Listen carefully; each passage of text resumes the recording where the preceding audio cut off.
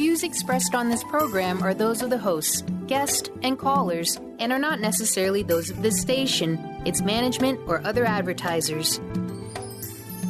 You're listening to Transformation Talk Radio.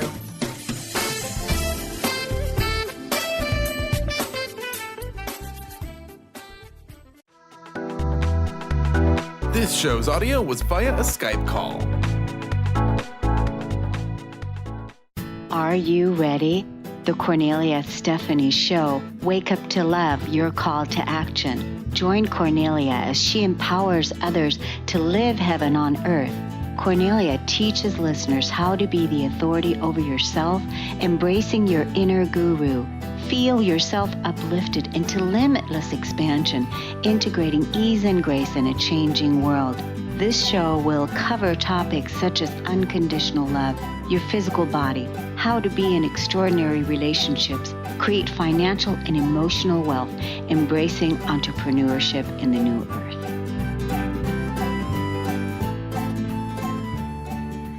Welcome, everyone, and you are listening live to the Kornelia Stephanie Show, Living Heaven on Earth.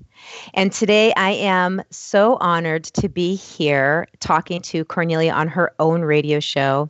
My name is Charlene Hess, and I have known Kornelia for a long time, and I am absolutely honored that I get to be here in this space on her radio show, interviewing her so that she can tell her story. And wow, what an amazing story it is.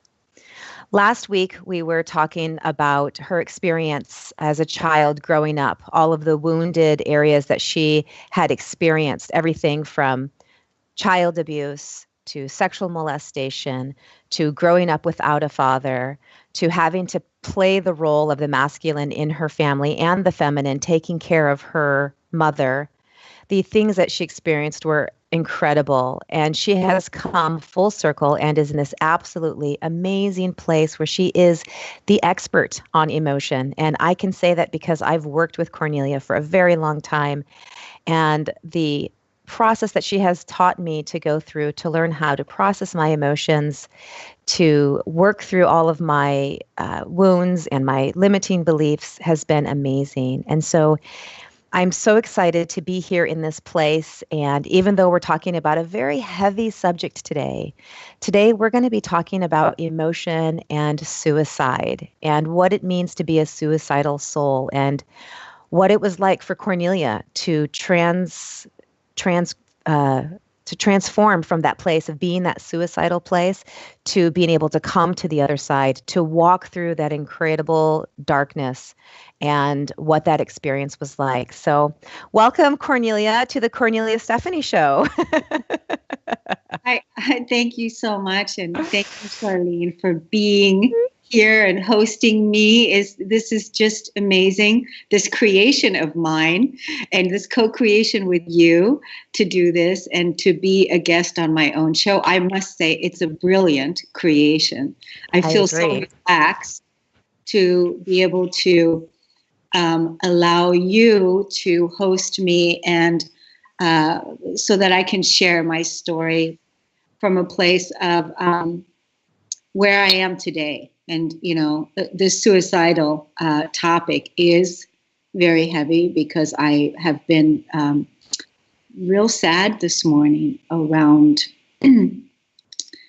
telling this story because I don't like talking about it. I don't like talking about it because of the way that I feel about myself today. And it just breaks my heart to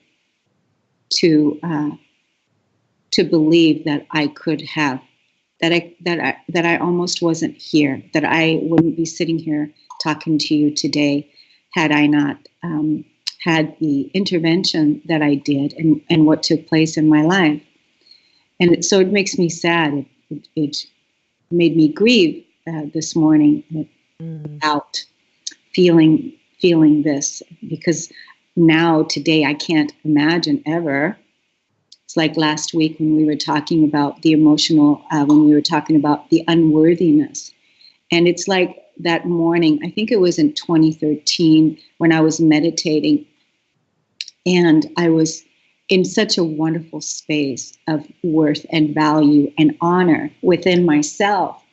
And I'm in the meditation, and a tear rolled down my cheek when I had the realization that I cannot imagine that I used to have a thought that was attached to an emotion, that was attached to a belief that I wasn't worthy, that I wasn't good enough, and that I used to make choices based on that. Mm. And at that moment, when that one tear came down my cheek, it was the last bit of that subtle sadness, the subtle energy being released, because it's such a profound realization to have, because the truth is we are absolutely worthy. We are absolutely magnificent beings, fully worthy of love, honor, value, and respect. And that we believe and lived the opposite based on our conditioning. That's what we're talking about here today too. And so now when I'm sitting here thinking about that, the suicidal thing that took place when I was at the darkest place in my life, coming here from Germany. If people didn't listen to the story last week, I came to this country when I was 13 years old, and my mother got married again, and her mission was, like we talked about last week, was to always find a man so that he can help support her, that he can love her and help support her and take care of her children. Because I grew up without a father, and we didn't have any masculine support in the household, if you will. So part of my own process, still to this day, and for all the women out there, is releasing the negative energy of the non-support of the masculine, so that we can really feel our own inner masculine coming to the fore and supporting us. But first, we have to release the emotional suppression behind all of that. And so we do that through our experiences and trauma and karmic relationships and all these different things of not having that. And hopefully there is not any disease going on in the body, because a lot of times with the emotional suppression, if it was happened for a long period of time, that's where disease begins to, because it was just suppressed in a particular organ. So let's pick up from where we were last week, going from a broken inner childhood, experiencing sexual abuse, all of the things that happened to you, not having a childhood. Take us back to how that led you to where you are. So you came to the United States when you were 13. Yeah. Tell us about how you, from that point to where you got to the point where you hit that darkest hour. That was actually a while, because so from the time I was 13 till the time that I was 30. So that was quite a while, and a lot took place during that time. But when I came here from Germany, and my mother married an African-American man who was absolutely amazing. He was the father figure that I needed, and he was also a father for my mother, because my mother was really sick at that time. She was having the epileptic seizures, and she was really ill. And so he had a big job on his hands, because here he was in the Air Force, and he brought this woman with pain in her heart and these children with him from Germany during 1978. When there was a lot of racial discrimination still going on here in this country. And then he had this whole job on his hands with, having the whole family that had all these emotional issues. And so really, truly, at that time when we first came here, he had his hands full, because not only was he working full time, he also had to deal with my mother, which I was so glad to give that job over now, because here was now my father, my new stepfather, and now I don't have to sleep with my mother anymore, and that's now your responsibility. So pretty much then I was focusing. I was supposed to go to school in America, but I couldn't do it. I just couldn't do it. I was too rebellious already. The rebel in me was coming out, and I wanted to be on my own, and I could not stand being in a household all of a sudden that everything was very strict, because George was in the military, and he was a chief master sergeant for 30 years in the military. So all of a sudden I'm going from a chaotic, completely dysfunctional childhood to all of a sudden everything is strict and everything is orderly and everything is disciplined and everything is like, wait a minute, what's happening here and what's going on here. So I could not deal with that. But at the same time, I had the awareness that is the man that is helping my mother. And so I ran away from home. I ran away from home at that time, and I went to Los Angeles and got a job. And, pretty much started working right away. And that's pretty much what I did. And I taught myself how to read and how to write. And I went to work and I took care of myself. And then about 3 or 4 years later, I ended up going back to the town where my mother and George lived. And then I ended up working there, and I got my own apartment and those kinds of things. And then I met my first love. And when I met my first love, me and him were together. We were together for 13 years. And we had an amazing connection and an amazing love relationship. But at the same time, there were drugs involved. And when he ended up bringing the drugs home, for a long time, I didn't participate in that. I was curious about it, but I didn't. I was so naive. I didn't want to have anything to do with it.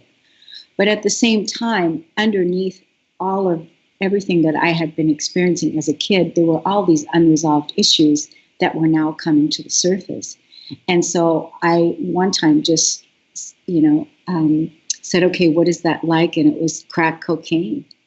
And I said, what is that like? And I just did it just one time. And after that, I became addicted. And the next week, I was an addict, and now I'm an addict in the closet, crack smoker for 4 years. And at the same time, I'm still working, and I'm doing life, and I'm juggling all of these things, doing all of these things. And this was back in the early 80s, and I'm doing all of these things, and so. Part of what was happening is I just kept numbing the pain, because that's part of our addiction as addicts. We want to numb what it is that we're feeling, so we don't have to feel. Right.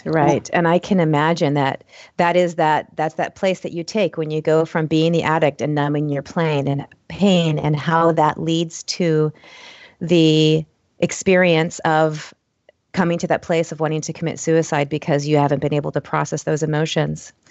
We're going to take a quick break, and you're listening live to the Kornelia Stephanie Show, Living Heaven on Earth. And today we're talking about emotions and suicide.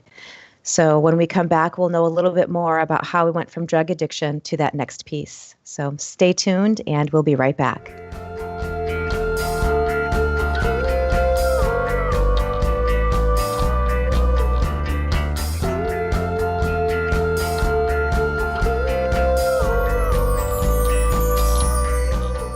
Hello and welcome back. This is Charlene Hess, and you are listening live to the Kornelia Stephanie Show, Living Heaven on Earth. And today we are talking to the one and only Kornelia Stephanie.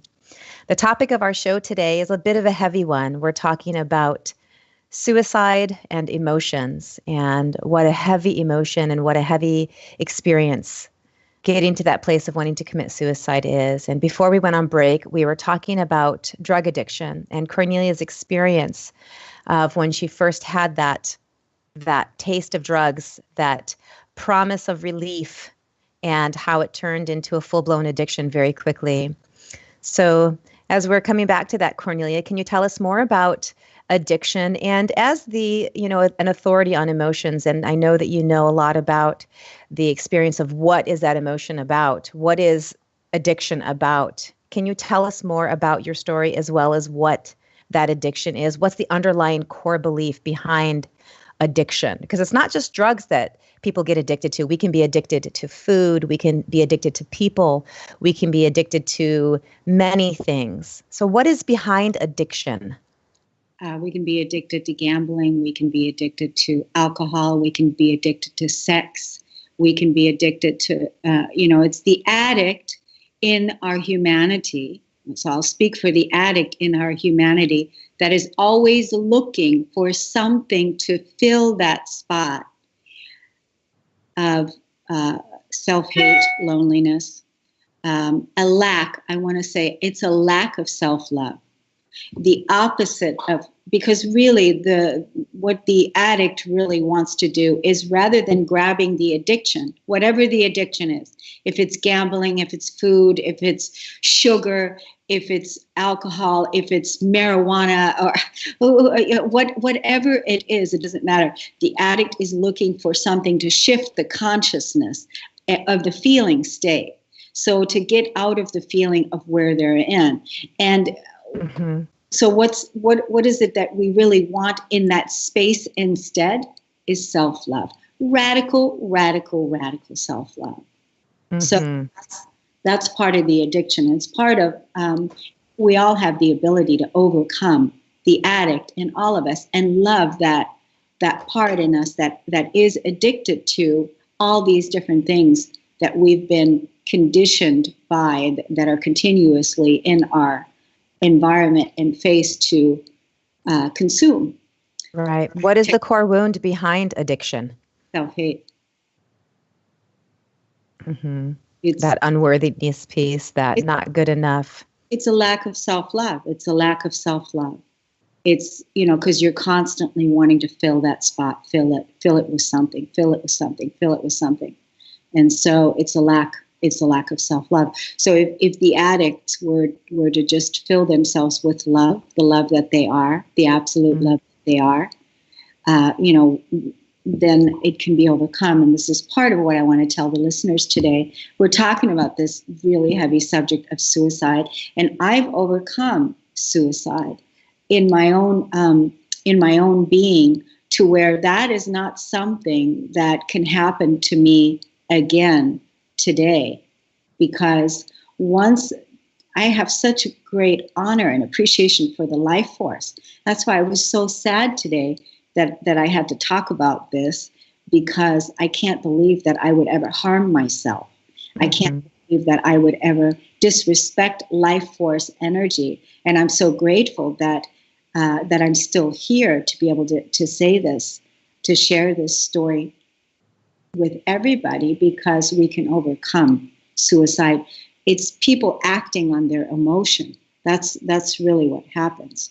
So, for me, what ended up taking place in my own life is that after the drug addiction, I had also, become very successful in business. And I was a regional operations director of a company that I was very successful for 6 years.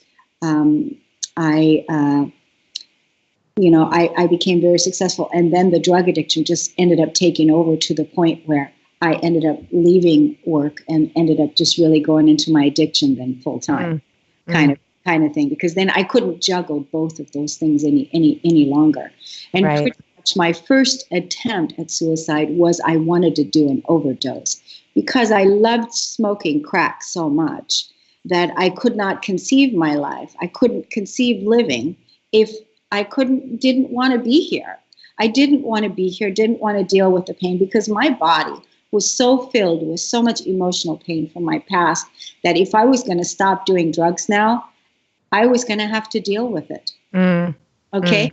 And really at that time, that was 25 years ago. No, a lot more than that. I don't remember exactly how long ago that was, but that was a long time ago, where maybe it was 25 years ago, where we weren't there where we are today with help.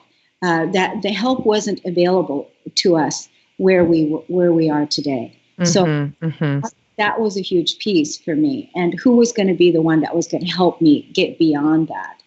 And really, so I tried to overdose,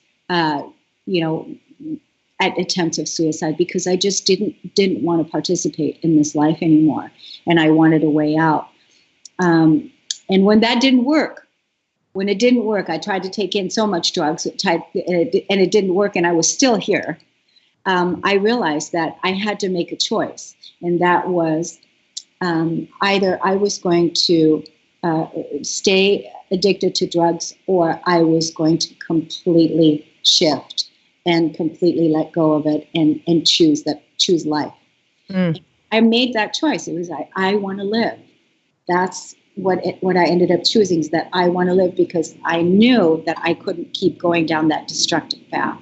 And so when I chose that I wanted to live, and that's really as simple as it was, and that's how I overcame drug abuse, by choosing not to.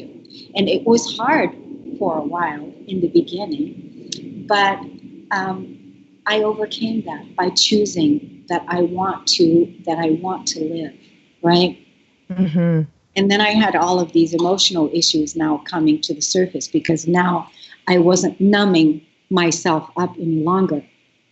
So, and at the same time, started becoming successful again in my career, and not knowing how to deal with that success was also another piece for me. Because when you don't feel like you're worthy of success, then you will sabotage it. And that's what I kept on doing. I kept on self-destructing and sabotaging my own success and my own self. So here I was becoming successful again, and then I would sabotage it again.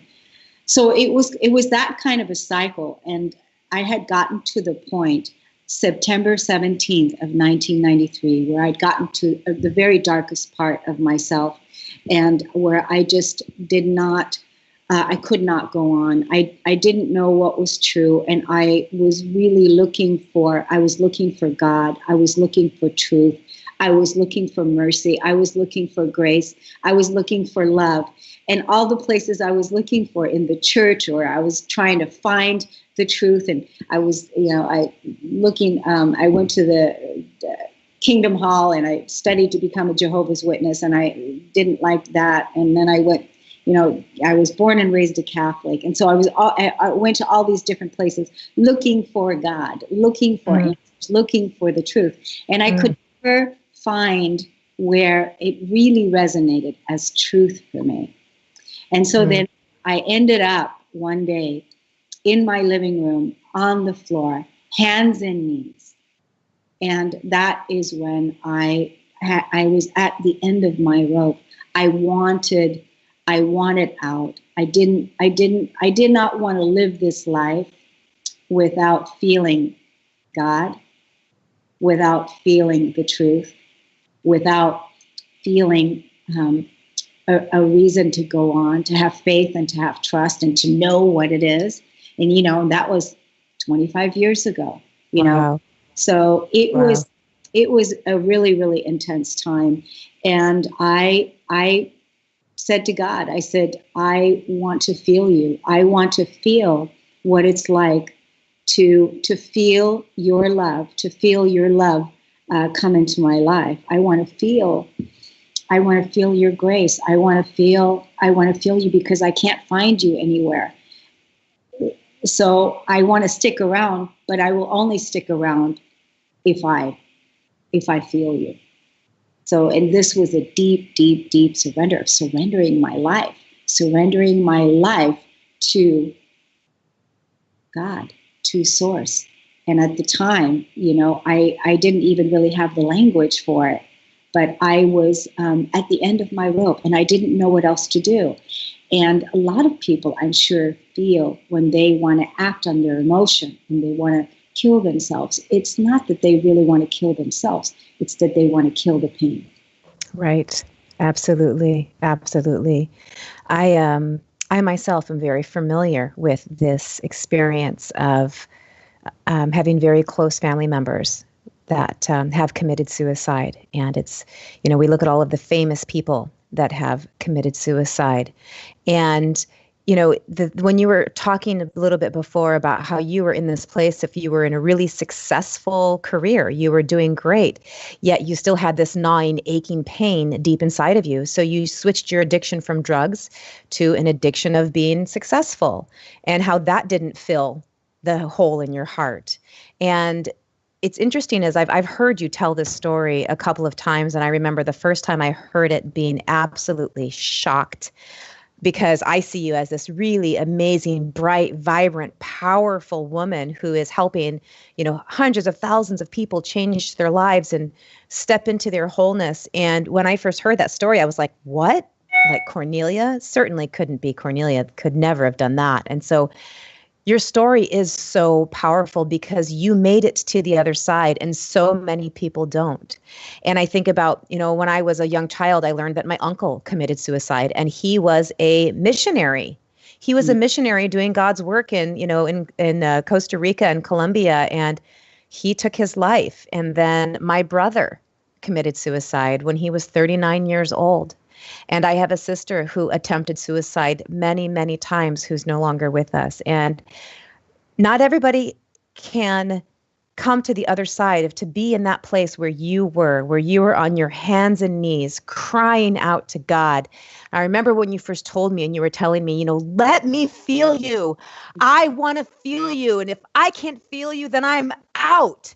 And I remember when you said that to me and how powerful that was. And I remember having that cry in my own heart so many times, where wanting to feel that connection with Source, wanting to feel that connection with God, looking for it in every single church and person and job and situation and love affair and sex and all of the things. And nothing can even come close. Nothing can even come close to that experience of when you finally feel that connection, you realize that connection to yourself. And so I love this story, and I know it's a heavy one, but I want you to share with the listeners the story that I've heard so many times about how that happened. So here you are, you're on your hands and knees, you're crying out, you are ready to completely surrender.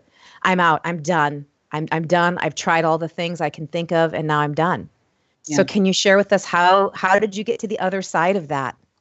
Well, what happened next? It's exactly what you said. I had gotten to the point where I said, okay, I am really serious, to the point where I don't have anywhere else to go, and I want out. But there was a part of me that wanted to give God the opportunity to show up. Right. Right? Like, okay, I'm going to make the space for it. I want to feel you. I want to feel your love. I want to feel that you are here on this earth. I want to feel you inside of my body. And really, that was back in 1993, September 17th of 1993, is when the feeling paradigm was born for this lady right here. Because after that experience took place, it was hours and hours and hours of emotionally bleeding on the floor, crying, to surrendering my life, I surrender. I want to feel you. I want to know that you're real. I want to know that you exist. So I wanted to feel God, I wanted to feel love. I wanted to feel that presence in my heart in order for me to be able to continue on living here on this planet, to continue on staying here. And that's part of the reason why today I said, God decided to take the planet back. Because the planet was overtaken by all this dark energy and all this negative energy and all these archons and, slimy snakes. And God decided to take the planet back with so many of us light workers, beings who surrendered and called in that light and called in that love. We have to be willing to embody it in our physical body. We have to be able to know what it feels like. And that's why I say God is a feeling. So Source is a feeling, this heaven, state of consciousness. It's heaven on earth is all happening on the inside of your body. And we're releasing the old earth out of our physical body so we can embody the new earth, because we were never born to fit into the old world. We were born to create a new one. Right. And that was also another thing. So here I was, on my hands and knees and begging to feel. And what do you do when you surrender? That was my first time of ever really surrendering. Some people, they surrender a thought, they surrender a belief, they surrender a feeling. I surrendered my life. I surrendered my life. And so what ended up happening is I ended up going into a deep, deep sleep for 2 days. I ended up going into a deep, deep sleep for 2 days. And this just amazing energy came through me. The only way that I can describe it, Charlene, because there really are no words other than it's the Holy Spirit. It's the Holy Spirit that came through me and made me go to sleep. I ended up going to sleep, and I was asleep for 2 days. And when I woke back up, I absolutely know that I had God within me. Mm-hmm. When I woke back up, I absolutely knew that that I could go on. When I woke back up, I knew that my life was getting ready to have an extreme cleansing, and I became homeless. And I ended up going through so much change, and at the same time, I knew this was all part of my karmic clearing. Because prior to me taking my life or wanting to take my life, I had done things that I wasn't proud of. Being a drug addict, what does drug addicts do? They lie, they steal, they cheat, they do all kinds of things. And I got hooked up with a crowd that I wasn't particularly proud of, and I did some things that I had to forgive myself for. Right. And right. So. Yeah. Yeah. So the thing that you said earlier that I really want to touch on was that you were talking about how you had to, or you came to the realization that God is a feeling, and that living heaven on earth is a feeling, and that's something inside of us. And I think that is incredibly, incredibly profound, because I think many of us are looking for a place. Right? We're looking for this physical place. We're looking for this thing. And I think that when you come to that realization that everything is inside of you, it's what we do with our thoughts, and our emotions are what create our thoughts, and our thoughts create our emotions. And it's this cycle. And so the experiences that you have had have led you to this place where now you have become an authority on how to use your emotions to heal your life. And even you wrote a book. I actually have this book here. This is an amazing book, Peace, the Flip Side to Anger, how you can use your emotions to heal your life. And that is it's such an amazing concept, because I think that a lot of times people look for things that are outside of themselves to try and find healing. And you created a whole system, a whole process of how to heal. And I think that there's a question that a lot of people have is, so yes, you stepped on the other side, you didn't commit suicide, you now understand that you have God inside of you. And at the same time, there's still all of the residual pain. And so I think a question that a lot of people have is like, okay, well, when does the pain stop? How do you get rid of that? And so you actually address it in your book, which I would like to bring out if I may. So I love this book. There's so many amazing jewels in this book. It's just incredible. But this particular question is, when does the pain stop? After you clear the core wounds, layer by layer, the pain stops. You move into a neutral space within your being. The wounded child, the one who has been crying for your attention all your life, has now been loved and nurtured by you. The wounded ego has learned to let go of control and trust the higher self to be led from the heart. The victim, after many lifetimes of dedicated service, work, and slavery, has been retired and is now free. The addict is no longer looking for something to numb or fill a void. The addict now has chosen to fill itself with radical self-love. Nothing else will do. The wounded child, the wounded ego, the victim, the addict are no longer playing parts in your movie. That's awesome. I absolutely love that. Yeah, I love that too. And that's the work. That's the work. Because we have the shadow, we have the ego, we have the inner child that we have to love free. Mm-hmm. We have the victim that we have to transcend so that we can step into the empowered God creators that we are. That is the truth. And that's part of the reason why I was so sad today, because just the thought that it could have gone the other way for me, because again, people act on their emotion. So if you have this emotion where you want out, and you want to kill yourself, or you want to kill somebody else, it's not that you want to do that. It's you want to kill the pain, and you need to know that it's an emotion that wants to be transcended. It's an emotion that wants to be felt. And that's what people are acting upon.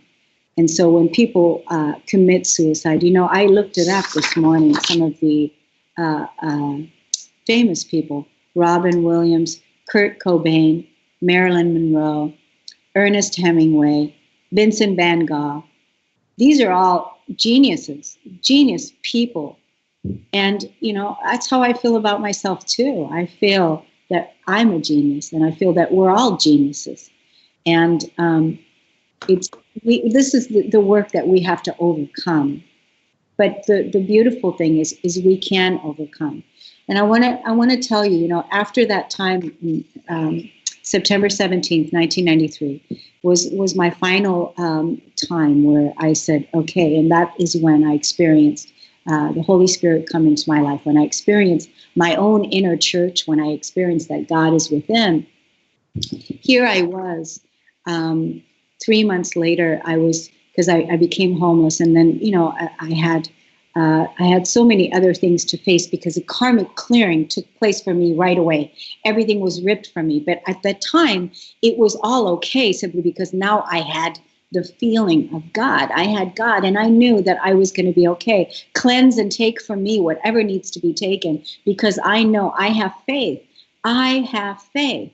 And at the time, I really didn't even know what all of that meant. So I started a journal. And in the journal, the first 3 words that I wrote is, who am I? Mm.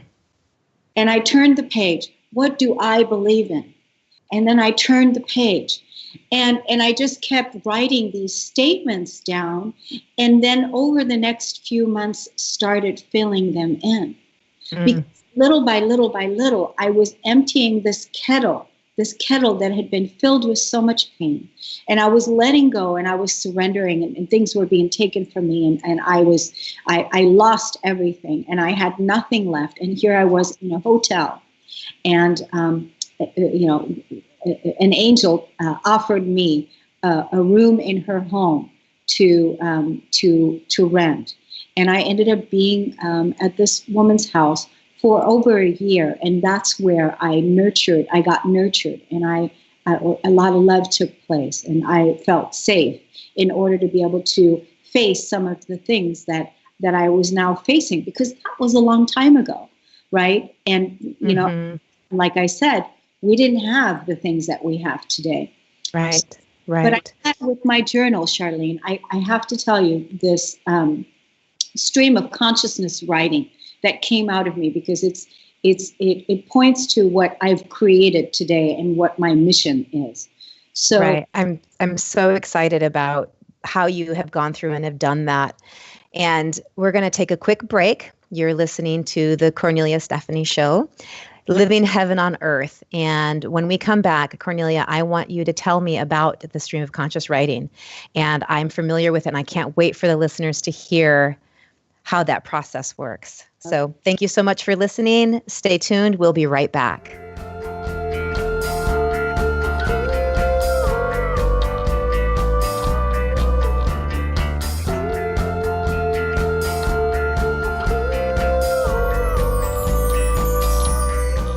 And welcome back. You are listening live to the Kornelia Stephanie Show, Living Heaven on Earth. I am Charlene Hess, and I am the guest host here interviewing Kornelia Stephanie on her own show. And before we left for break, we were talking about the stream of consciousness writing that happened for her when she came on the other side. And I'm hoping that's going to lead into how she came to the place of where she, got the information to write her book. This is an amazing book. You can get her book on Amazon. It is Peace, the Flip Side to Anger. And in here, you can hear all about all of the extra details about Kornelia's experience of how she came through the emotions, processing through addiction, how she overcame all of the things that she has, and even to the point of where she overcame the thought and the feeling of wanting to commit suicide. So many people have surrendered to that place and they didn't get to make it on the other side. And yet here we are with Kornelia creating this amazing work that she has, being here live on the radio show for all of us to listen to, because the work that she's done and the experience that she has is what's helping other people. And so welcome back, Kornelia. And before we left, we were talking about the stream of consciousness writing that happens. And I hated to cut you off. So hopefully we can tap back into that and you can tell us more about that. Oh, yes. Thank you so much, Charlene. I just want to say that one of the most important things that people can do is sit down with a piece of paper and write down, who am I? Mm. That right there is one of the most profound experiences to journal. Because we're continuously attached to an identity that we think that we have. And in our awakening ascension journey, we're continuously faced with letting go of stories of our identity that are continuously changing, and then we reinvent ourselves and we give birth to ourselves time and time again. And so it's a profound tool that you can use to find out who you are by asking the question, who am I? And also by asking the question, who is God? Who is Source? Where are you in my life? Where are you in my body? How can I get intimate with you? How can I find you? I want to communicate with you. I want to talk to you. I want to feel you. I want to love you. I want to know you. Those are ways for anyone to have an intimate relationship with the truth of who they are. Right. So back to 3 months after September 17th of 1993, I'm sitting in this room and I just had my journal and I started writing in the back of my journal. And at the time, I'm a writer today, but back then I wasn't a writer. So this is what came. Guilty myself before I surrendered and begged for a miracle to happen. I used to live my life as most people do now, as if there are no principles or truths to follow. Doubts and frustrations and despair saturate our minds, and we turn to kinky substitutions in a vain attempt to find meaning in life. Drugs, sex, much of the restless activity that we pursue in a frantic effort to keep one step ahead of emptiness and loneliness. What the world needs desperately. We don't need logical arguments to convince us on how to live our lives and be happy in everything we do. I believe it's possible. Miracle workers needed to demonstrate and be living examples in vivid color of all races, flesh and blood people who radiate harmony in all aspects of their lives. My wish is to make the world a better place. That's my purpose and reason for living this life. God's will sent me and sent the Holy Spirit to control my daily life. I am a new leader for our children in this world. And my wish is to team up with other gifted individuals who are controlled by the Spirit to save the earth. I have the answer, the greatest weapon of all, and the guts and desire to take on the biggest job that everyone believes is too big for anyone. Of course, that's exactly what inspires me and drives me crazy, to prove that miracles really do happen. It has been said that the cure and the ills and the crimes of humanity lie in one word, which is love. And it is the divine vitality that produces and restores life to each and every one of us. It gives the power of working miracles, if we will. So that was a stream of consciousness writing 3 months after my experience. Wow. That was 25 years ago. That was 25 years ago. And now I want you to look at all of the miracle workers that are out there that are absolutely conscious, absolutely awake, absolutely working miracles in their life. Love is overtaking the planet, and that's what we're here to do. Miracle workers to save the earth. Love is what it is, because love is the piece of what it is that we have been denying ourselves. Love is who we are. Right. So, Kornelia, I am sure that there are people that are listening to this show and people that are going to be listening to this show in the future, because it is going to be recorded and there'll be a way for people to listen to the podcast. What do you want to say to the people that are out there right now that are in that depths of despair and they don't see a way out to see the love that you're talking about, the love being the answer? We've got just a few minutes left in the show. And so if you could just maybe touch on just what do people do when they're in that place? What do you want to tell people who are deep in depression? What do you want to tell people who are in that place that they are wanting to commit suicide in this very time of their life? The main thing is don't act on those feelings. Don't act on those feelings. All that really needs to happen is for you to decide that you want to live and that you want to get beyond this and to make that choice. And invite love, invite God, invite light, invite yourself in.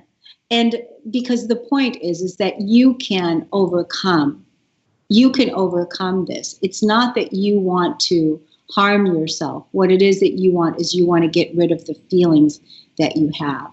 And part of the way to do that is to really feel the grief, is to feel the sadness, to cry, to release that energy, to dive deeply into the feeling of all of those. Contact people that you know, call somebody, but don't act on the emotion and harm yourself or harm somebody else, because that is not at all the way to go. There is a way out, and the way out is sometimes asking for help. And you can absolutely overcome this, and you can absolutely get beyond this. And there isn't anything in the world that you could have done that you can't move beyond. Wow. That is profound. Thank you so much, Kornelia.